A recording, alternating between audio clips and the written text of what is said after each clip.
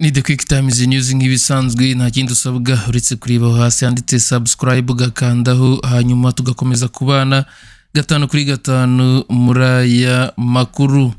Iminsi itanu rero mbere y'uko Perezida wa Repubulika Iharanira Demokarasi ya Congo RDC Félix Tshisekedi na Perezida w'u Rwanda Paul Kagame basinya amasezerano y'amahoro y'amateka atangijwe rero na Leta Zunze Ubumwe za Amerika ku ya 4 Ukuboza. Repubulika ya Demokarasi ya Congo rero irashinjwa guha FDLR umutwe w'abicanyi basigiye nyuma y'abakoze jenoside yakorewe abatutsi mu 1994 ibikoresho byinshi bya gisirikare ndetse n'ibiribwa n'amaboko.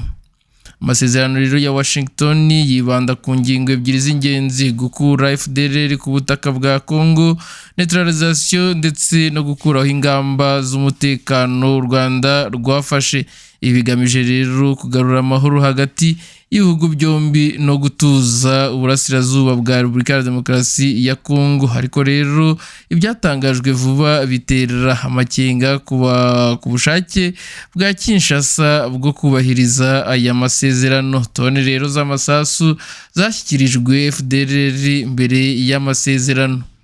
Ku ya 29 Ugushyingo rero Colonel Salomon Tokolanga uyobora batayo ya FARDC 3402 yatangiye gutanga tone 3 z'amasasu ndetse na tone 3 z'ibiribwa by'ingabo. Ibyo bikoresho rero byahawe imitwe inyuranye iri mu murongo wa FDLR barimo NDCR ya General Gedo Shimirai Mwisa, CRAP ya Lieutenant Colonel Pierre Celestin Rurakabije uzwi nka Guillaume Samba, ndetse na Nyatura abazungu Nyatura Jean Marie ANCDH na UPCRN. N'amakuru rero avuga ko ibyo bikoresho byaturutse Rubutu Maniema bikazanwa rero n'indege ebyiri za kajugujugu zahagaze ku kibuga cy'indege cya Pinga Iwarikare muri Kivu y'Amajyaruguru ku ya 28 Ugushyingo.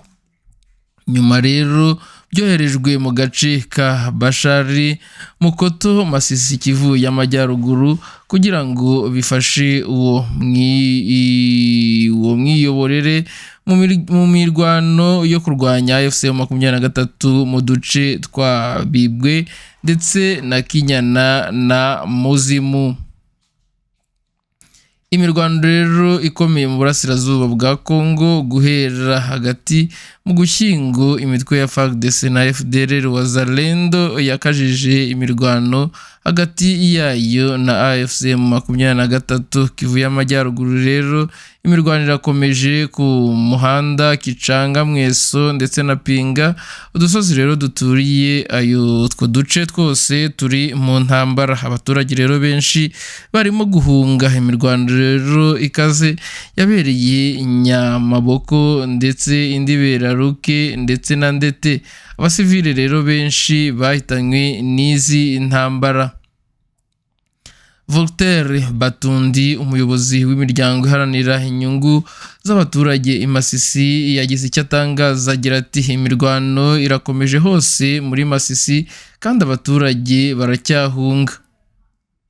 Kivu y'Amajyepfo rero guhera ku ya 20 Ugushyingo imirwano yatumye imidugudu ya Kimbiri, Nyarubemba ndetse na Maimingi Shabunda igenzurwa na AFC 23. Ku ya 21 rero Ugushyingo FARDC yakoze ibitero by'indege ku munsi wari uteganyijweho gusinya amasezerano yagombaga gusinywa, ariko indege zitagira abapilote drone zakubise ibisasu ndetse mu duce twa Kamina ya Karembu hacururizwaga cyangwa se hacukurwaga amabuye y'agaciro ya zahabu, ndetse n'abashinwa benshi bakoraga aho ngaho muri ibyo birombe bakaba barasize ubuzima.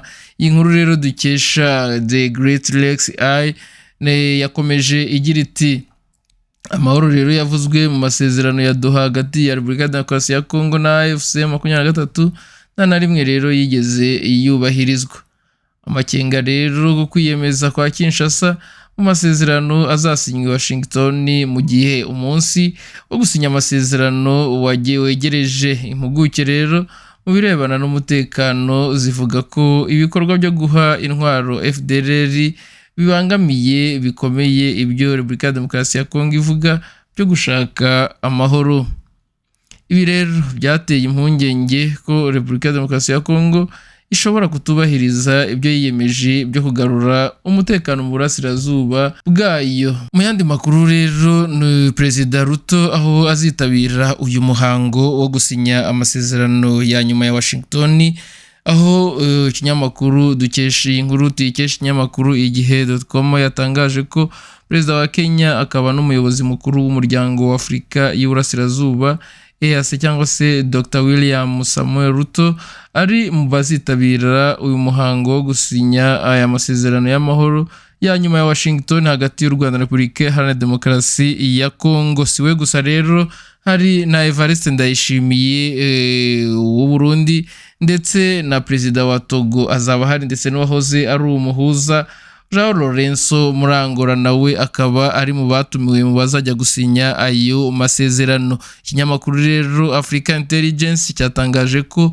uyu muhango uzahuza Perezida Paul Kagame na Félix Tshisekedi wa Repubulika ya Demokarasi ya Kongo uzaba tariki ya 4 Ukuboza 2025. Aya makuru rero yatangajwe nyuma yaho tariki ya 27 Ugushyingo Perezida Kagame abwiye abanyamakuru ko umuhango wo gusinya aya masezerano wateganyijwe mu ntangiriro z'Ukuboza kandi ko yiteguye kujya i Washington. Ubwo rero yari mu ruzinduko muri Serbia ku wa 28 Ugushyingo, Tshisekedi yabwiye abanyekongo baba muri iki gihugu ko azajya Washington nk'uko byatangajwe, ariko rero ko nta bufatanye buzabaho mu rwego rw'ubukungu mu gihe ibibazo by'umutekano bitarakemuka. U Rwanda rero narwo rwagaragaje ko amasezerano y'amahoro agomba kujyana n'ibikorwa bifatika byo gusenya umutwe witwaje intwaro wa FDLR umaze imyaka myinshi uhungabanya umutekano mu karere.